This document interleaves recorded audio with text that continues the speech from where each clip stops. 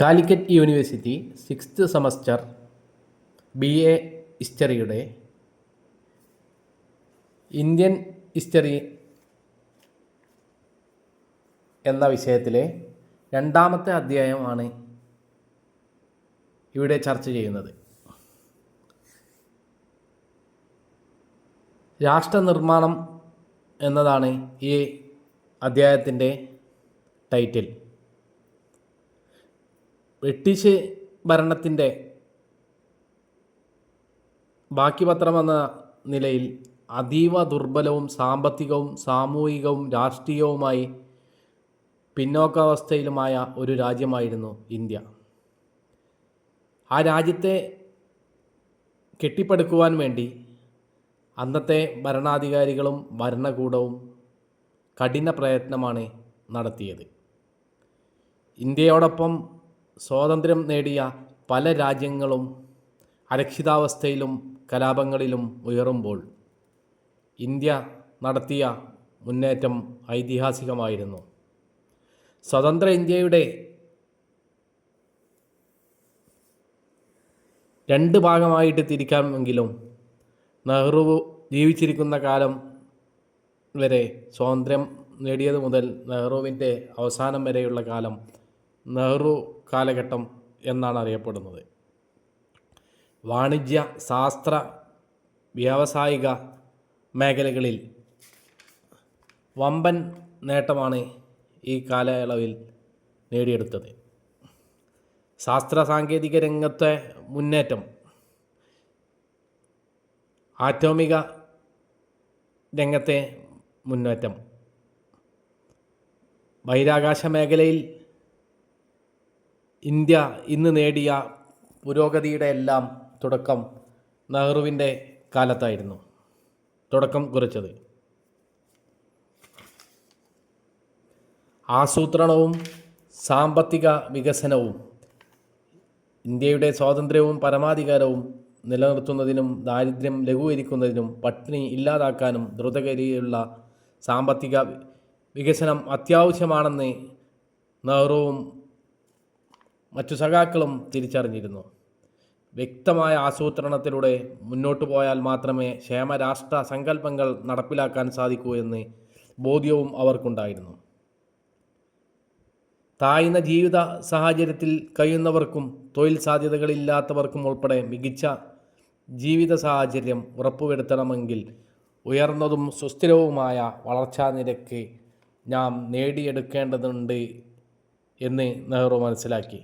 മിശ്ര സമ്പദ് വ്യവസ്ഥയും വ്യാവസായിക വളർച്ചയ്ക്കാവശ്യമായ പൊതുമേഖലാ സ്ഥാപനങ്ങളും കാർഷിക വ്യാവസായിക വളർച്ചയ്ക്കാവശ്യമായ ആസൂത്രണവുമായിരുന്നു നെഹ്റുവിൻ്റെ വികസന തന്ത്രത്തിൻ്റെ 3 നെടുംതൂണുകൾ.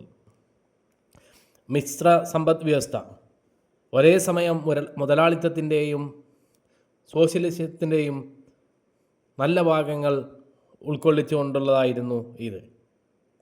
ഒരേ സമയം സ്വകാര്യ മൂലധനവും പൊതുസംരംഭങ്ങളും ചേർന്ന് രാഷ്ട്രീയ നിയന്ത്രണത്തിലൂടെ ഇന്ത്യൻ സമ്പദ് വ്യവസ്ഥ കെട്ടിപ്പടുക്കുക എന്ന വിപുലമായ സ്വപ്നമാണ് നെഹ്റുവിനുണ്ടായിരുന്നത്.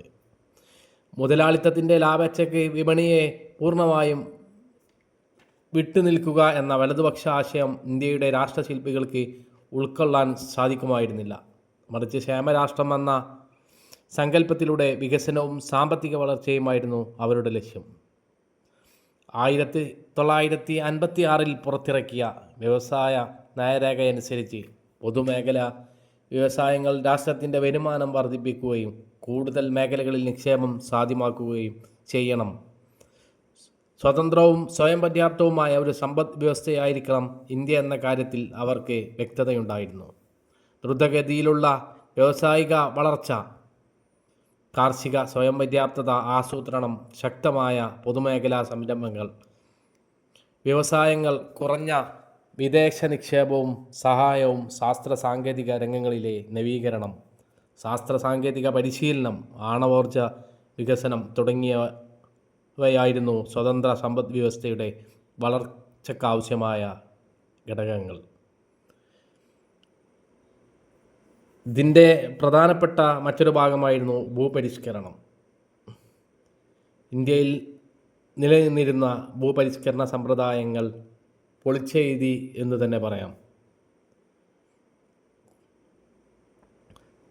കാലാകാലങ്ങളിൽ രാഷ്ട്രീയവുമായ മറ്റ് കാരണങ്ങൾ കൊണ്ടും സമ്പത്തിൻ്റെ ആനുകൂല്യങ്ങളൊന്നും ലഭിക്കാതിരുന്ന ഭൂരിപക്ഷം വരുന്ന ജനങ്ങൾക്ക് പുനർവിതരണത്തിലൂടെ ഭൂമിയും സമ്പത്തും അവസരങ്ങളും ലഭിക്കുന്നുണ്ട് എന്ന് ഉറപ്പുവരുത്തിയിരുന്നു. ഹരിത വിപ്ലവം ബ്രിട്ടീഷ് സാമ്രാജ്യത്തിന് കീഴിൽ അനിതരമായ ചൂഷണങ്ങൾക്ക് വിധേയമായ മേഖലയായിരുന്നു ഇന്ത്യൻ കാർഷിക രംഗം. ഏകപക്ഷീയമായ ഭക്ഷ്യവിളയിൽ നിന്നും നാണ്യവിളയിലേക്ക് പരിവർത്തനം ചെയ്തതിലൂടെ സ്വാതന്ത്ര്യത്തിന് മുമ്പും ശേഷവും കടുത്ത ഭക്ഷ്യക്ഷാമമാണ് രാജ്യത്തുടനീളം ഉണ്ടായത്. സാമ്പത്തിക അസ്ഥിരതയും കുറഞ്ഞ വിളവും ജനങ്ങളെ കൂടുതൽ ദുരിതത്തിലാക്കി. അതുകൊണ്ട് തന്നെ ഈ മേഖലയിൽ ഗവേഷണങ്ങളും രാഷ്ട്രീയ ഇടപെടലും അനിവാര്യമായി തീർന്നു. ഇതിനെ തുടർന്നാണ് കാർഷിക രംഗത്ത് നിർണായക മാറ്റങ്ങൾ കൊണ്ടുവന്ന ഹരിത വിപ്ലവത്തിലേക്ക് രാജ്യം നീങ്ങിയത്. കാർഷിക രംഗത്തെ ഉൽപ്പാദനം വർദ്ധിപ്പിക്കാൻ കൃഷി രീതികളിലും മറ്റും കാതലായ മാറ്റം കൊണ്ടുവരികയും ഉയർന്ന വിളവ് തരുന്ന വിത്തുകൾ വികസിപ്പിക്കലും രാസവളങ്ങളുടെയും കീടനാശിനികളുടെയും കണ്ടുപിടുത്തവും ഉൾച്ചേർന്ന സമഗ്രമായ കാർഷിക പോഷണ പരിപാടിയായിരുന്നു ഹരിത വിപ്ലവം. ഇത്തരം ശാസ്ത്രീയമായ ഇടപെടലുകളിലൂടെ മികച്ച വിളവ് തരുന്ന വിത്തുകൾ എല്ലാ മേഖലയിലും വികസിപ്പിക്കാനായി. ഇതോടൊപ്പം കീടങ്ങളും കളയും നശിപ്പിക്കാനാവശ്യമായ സാങ്കേതിക വിദ്യയും കീടനാശിനികളും വികസിപ്പിച്ചതോടെ കാർഷിക രംഗത്ത് വലിയ കുതിച്ചുചാട്ടമാണ് ദൃശ്യമായത്.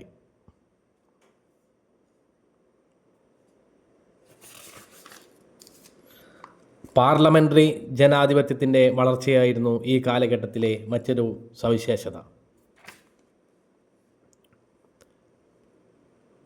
ഏതെങ്കിലും തരത്തിലുള്ള നിയമനിർമ്മാണ സഭകൾക്ക് അധികാരം ലഭിക്കുന്നത് 1773 നിയന്ത്രണ നിയമത്തിലൂടെയാണ്.